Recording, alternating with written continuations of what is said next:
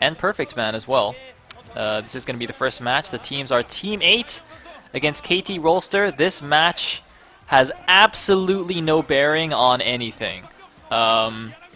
KT is already in I think 3rd place, and Team 8 is already out of the playoffs.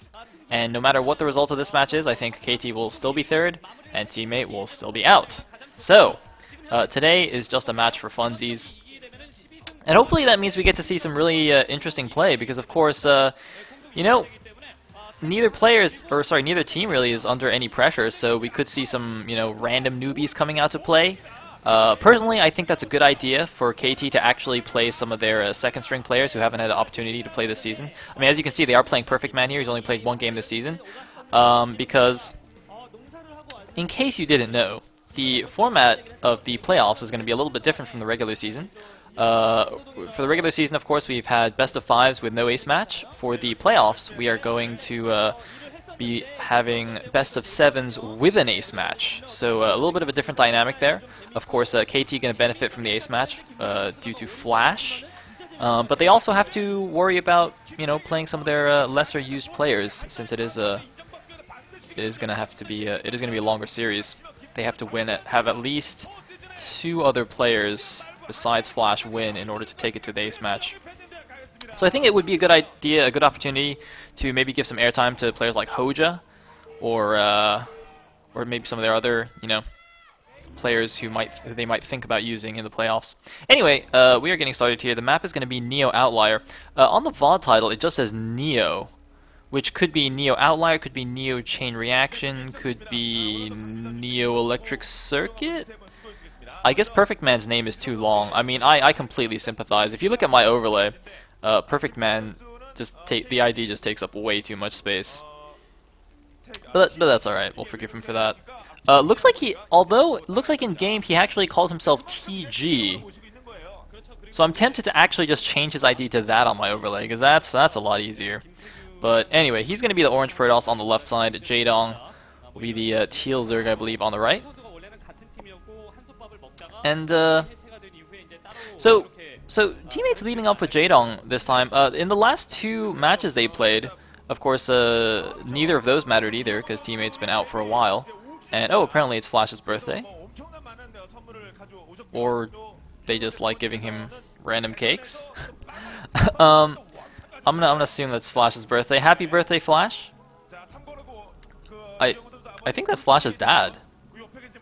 That grumpy old looking guy. Is that his dad? I think that's his dad. Anyway, I don't know who that guy is. Maybe it's like his uncle or something. And I completely lost my train of thought. Oh yes, in the last 2 matches, Team 8 let out with like a random rookie player. So they played Real 2 against Khan and ended up 3-0ing Khan. And then they played, I think, Sang against SKT, and then they got 3-0'd by SKT. So they've been like going like completely wild results in the last 2 matches. I have no idea what to expect out of them this match, especially given the fact that KT will not necessarily play their strongest lineup. Interestingly, this match might actually have more consequence for Team 8 than for KT Rolster, because of course, uh-oh, hold that thought. We have a cannon rush, because Jaedong 12-hatched and Perfectman actually has sent 2 probes, so Jaedong might actually not even notice. Jaedong is sending out a drone though. Is this just to go scout the base, or did he actually see the cannon rush? Looks like it's heading to the 3rd. Looks like Jaedong actually sees the cannon rush. Or at least he saw the probe come in and didn't see where it went, so he got a bit suspicious. So, very nice game sense by Jaedong. Most likely is going to be able to stop this. With it being scouted this early, although very interesting move by Perfectman, has actually walled that cannon in with a gateway on the left side. There is 1 drone attacking that. I don't think that drone has enough DPS to actually kill the cannon in time. However, Jaedong being very fancy, doing a gas trick, but 2 probes blocking the drones. Oh my goodness, look at that. They have 1 kill already. There's 2 drones on that side. It might be enough to kill the cannon in time. I'm not sure. It looks like it will be. But even if that cannon goes down, Jaedong now has 3 drones trapped on the wrong side of the gas, and there's 2 cannons morphing on the left side here. Now the drones can't go back. Oh my god, Jaedong might actually just lose to a cannon rush immediately here. Perfectman busting out some hardcore cheese. Looks like Jaedong's trying to trick the drones back to the left side, and it's actually working here. Some serious drone glitching going on. This is like that UMS map, Impossible Scenarios or something. Or wait, no, what is it called? There's some random UMS where like you have to do you know, abuse all these brute or glitches things. Well, it's not really a glitch, but anyway, it looks like the cannon rush is going to succeed here, despite Jaedong's good efforts. Although it looks like Perfectman actually cancelled one of the cannons, and a lot of Lings are coming out here. Oh no, Perfectman and his Zealot is stuck on the wrong side. Oh my god, Perfectman just yucked himself. Are you kidding me? What? No. No, really? Really? Oh my god. This is actually looking even worse than his last game. Okay, if you guys didn't remember, the last game Perfectman played was like a PvP against Snow? Flying? Some random Protoss guy. And he did like a 3-gate goon rush, but with 2 of the gateways proxied, and just completely failed in like a base race-ish situation. And now he's just he's got a gateway. He's got a Zealot hiding on the inside. Oh, Perfectman. I mean, well, at least he's getting some airtime here. He's getting some experience on camera. And oh, looks like he's actually gonna just kill his own gateway because he wants to get the Zealot out. Oh, that is so sad. Anyway, what I was talking about something just now. What was I talking about? Oh yes, this match might actually be important for a teammate. Jaedong going for 2-hedge Hydra, by the way. Probably a pretty good idea. Man, the coaches are all smiles. I mean, see, the KT coaches don't really care what's happens this match, but Team 8, I think they at least want to put on a good showing here because, of course, they still need to find a sponsor. So even though they can't make the playoffs still, like, they still need to show good games in order, because, you know, for next season of Pro League or for when OSL starts, like, they want money. they need to be able to pay their players, so so yeah, I think they at least need to take this semi-seriously. Anyway, it looks like Jaedong is gonna help Perfectman out a little bit here. You know, showing a little bit of camaraderie. And oh, Jaedong doing some fancy micro there, pulling back the Zergling that was being attacked. Of course, it does take 3 hits to kill Zergling with a unupgraded Zealot. So you just pull that guy back after 2 hits. Good stuff. And the Hydra Den is now done. Now this is not a normal 3-hatch Hydra, of course. He got it off 2 hatches, just now taking his natural, blocking his ramp with 3 Lings. I think that Zealot and Pro will be able to bust in though, so Perfectman can probably get a scout off. Looks like more Lings coming in the back. It's actually quite crucial for him to get in here. Man, was he microing that on purpose? He like microed that to be as inefficient as possible. You know, like he basically did Jaedong's job for him. Like Jaedong, like in that situation, Jaedong wants to micro his Lings so that the Zealot like gets 2 hits on all the Lings and doesn't kill anything. And Perfectman was like splitting his fire between the Lings. I don't know if that was intentional or he's just bad, but either way, that was not good. At the very least, though, it did give him awareness, or it did show him the Hydralisks, so he knows what's going on. Added a couple of emergency cannons. Of course, is flying around harassing overlords and stuff. And uh-oh, looks like Jaedong is gonna mine out the back. He has brought 4 drones. Is that actually enough? Don't you need 5? I believe you need 5. He might actually use the extractor trick to blow up the minerals on one of them and mine again.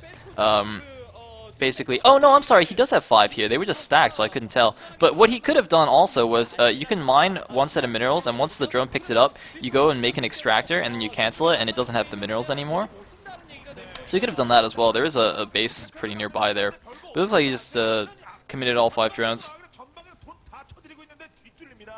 And there go the back minerals. Jaedong making a bit of a funny face there. Not quite a death stare. More like a I'm constipated stare, but, you know, it's all good.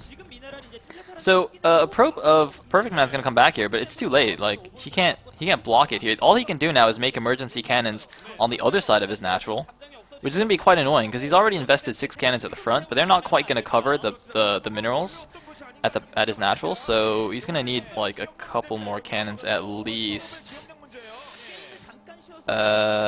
Yeah, so the probe sees what's going on. Did Perfectman actually make cannons? We haven't had... No, he did not make cannons to cover that, so he's going to get denied mining here at his natural for probably forever. Until he loses. Looks like the Hydras can even range the Nexus. Oh man, that sucks. Oh, this is horrible. Oh man, what does he have at home? He might be making a couple of DTs here. The good thing is though, because Jaedong went for like really early Hydras, he basically has gone 2-hatch Hydra. He's not gonna have Overlord speed for a very long time, and it doesn't look like there's an Overlord in the vicinity. Looks like it's a little bit of ways away. So that DT could actually do a very nice job here. That DT looked like it just shot at a Hydra. Does that mean he has +1 already? I can't imagine he does. The Hydra must have taken a shot from the cannon earlier or something, so it was a little bit damaged. But it looks like Jaedong just going to retreat to this Overlord and then push that DT back. Of course, they're not going to be able to pick this guy off. There are too many Hydras on the ground. First High Templar is out. Don't know if Storm is done. Even if it is, against such a small unit count, like as long as Jaedong is even paying a little bit of attention, he will be able to dodge the Storm quite easily. So that's not ideal. Although he's got to be careful, though, not to lose that Overlord. If that Overlord dies, that will be the end of this attack, in fact. Just because there's no detection for the DT. Like, Jaedong really needs to be careful and wait for that. You see, we can see there's no lair. Oh, wait, no, there's a lair. Where's the lair? Okay, I guess the lair's at his third. Okay. So, I guess he is getting Overlord speed now, but it will still be a little while. And, oh, looks like the Overlord actually got taken down. So that DT is going to push the Hydras back here. Give Perfectman a little bit of breathing room. Jaedong looks like he's just transitioning into a pretty standard mid-game here. Just getting his 5 hatches up, getting the Spire, getting an Evolution Chamber now, doing all the normal Sim Cities. So this is, he's just completely uncommitted to the attack, which is fine. I mean, he's already in a good position. Supplies are pretty close. Perfectman slightly ahead, but more importantly, got denied mining at his natural for quite a while there, and failed his cannon rush horribly. Oh, taking a bit of damage on that guy. Looks like the Observer can't figure out how to click the Corsair. That's all right. That's all right. That's cool. So this has actually turned out a lot better for Perfectman than I thought. I thought he might just like die straight up to that Hydra attack coming in the back door, but Jaedong only made like 6 Hydras and 4 Lings, and that was it, and didn't even protect his Overlord correctly. So that's quite curious. Although I guess it is a little bit tricky to protect it on that back ledge because it's like so little space, so the Corsairs can just like shoot from the other side. However, we do have some Jaedong mutas coming out, some of the most fearsome mutas in the known world. In the known galaxy? I don't know. In the StarCraft universe, yes. Of course, Jaedong has made an epic comeback on this map, in fact, against Mini when he tried to 3-hatch Hydra Mini. And Hydra attack did not work at all, so he just made some mutas, sniped some Templars, and that was that. Anyway, it looks like, ooh, the first storm wasn't good. The second storm's kind of okay. The third storm is kind of meh.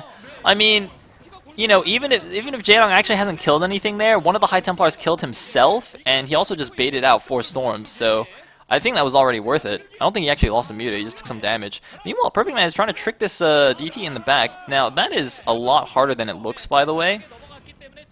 Man, I had a nightmare of a time. The other day I was playing on Ladder, I was playing on Outlier, which has like the similar mineral things, and like I tried to DT rush a Terran by pushing DTs through the back. I spent like 5 minutes trying to push the DT through, and by that time I had already mined out the minerals, so it was just like completely pointless. It was terrible. But anyway, the DT gonna get, looks like 5 drone kills, probably another one here. Yep, that last guy on gas. Very nice reaction time though by Jaedong. That's extremely fast reaction time. Of course, DT's if your drones, any unit that gets one-shotted by a DT doesn't give you the standard warning noise that your units are under attack. So many a poor Zerg player has gone back to his main base only to find every single drone slaughtered by a DT. And this DT might actually even get the Hydra Den. It looks like Overload speed is not done, but no, Perfectman backing off at the last second. I think that was probably the correct choice. The DT is already a little bit damaged, and I don't think he would have got that Hydra Den. The Hydra Den not very important anyway. It's very cheap, easy to and quick to rebuild. Instead, deciding to get a couple extra drones. Definitely the better choice, I think. Is it just me, though, or is Perfectman's natural gas only have like one guy. Look, do you guys see that?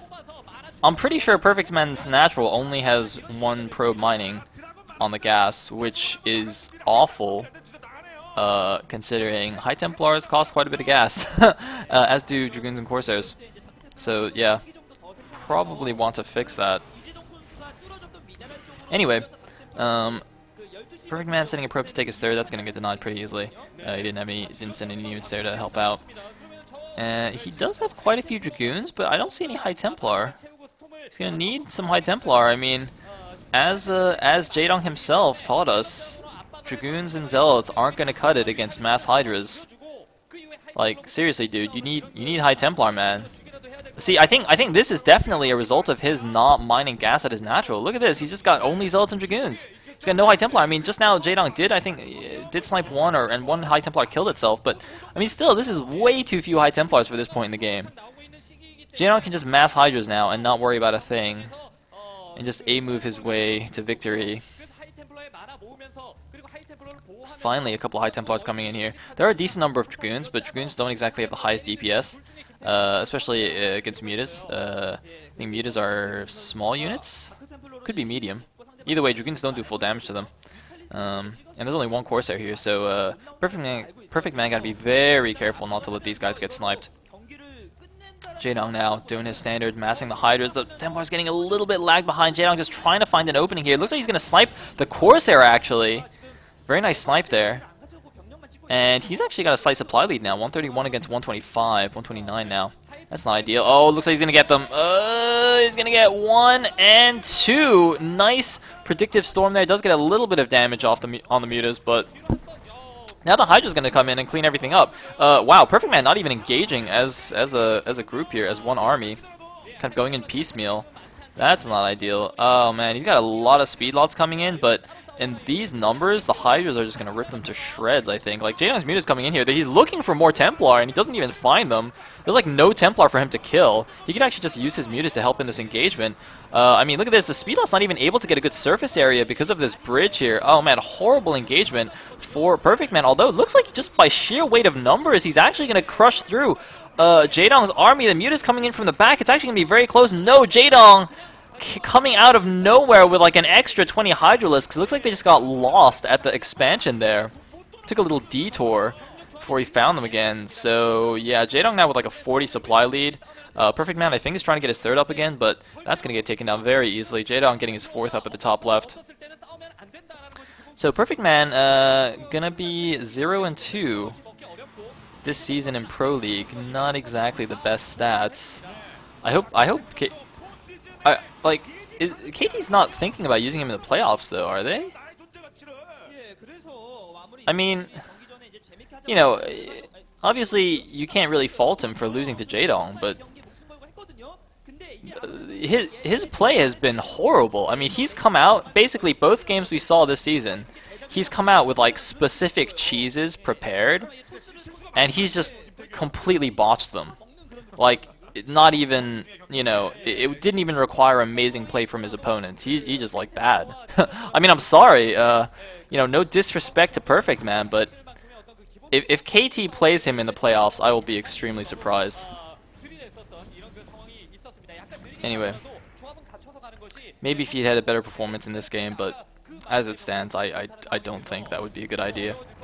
And here we go, the final engagement. A couple of storms going off here. Jaedong not even bothering to dodge. I don't think he even needs to. He's just being fancy with his Mutas. Because that's a lot more fun than, you know, microing your Hydras around, running in with your stacked Mutas. Anyway, Perfectman on the retreat here. He's pretty dead. And Jaedong gonna attack up a ramp here. Doesn't really matter when you have that many Hydralisks. GG from Perfectman, and Jaedong, looking a lot more serious now than he did in the beginning of the game, is going to slay Perfectman and put Team 8 up 1-0 over KT.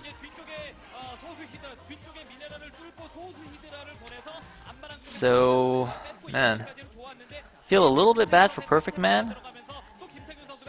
But it's funny because I feel like even in practice he's probably not the strongest player, because you can tell like he has these really, specific cheeses. Like, I'm sure if a Protoss player came out on this map, he'd have some other cheese prepared.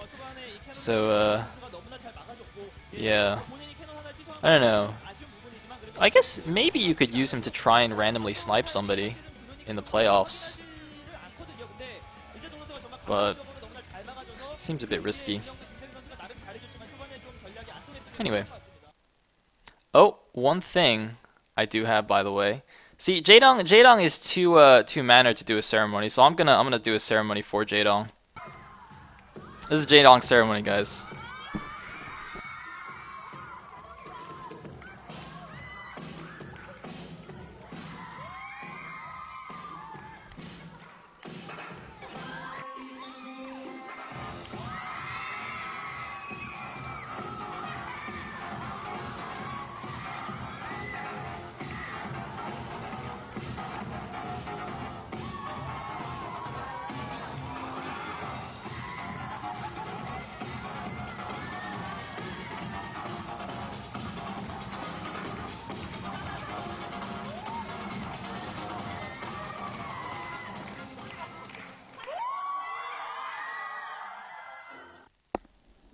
Yeah. For anyone who was wondering who those lovely ladies were in the background, I regret to inform you that they were all men. All Lake Half players, including Backo and a couple other guys that I can't remember. But that's alright, that's alright. Everybody loves Backo and drag. Anyways...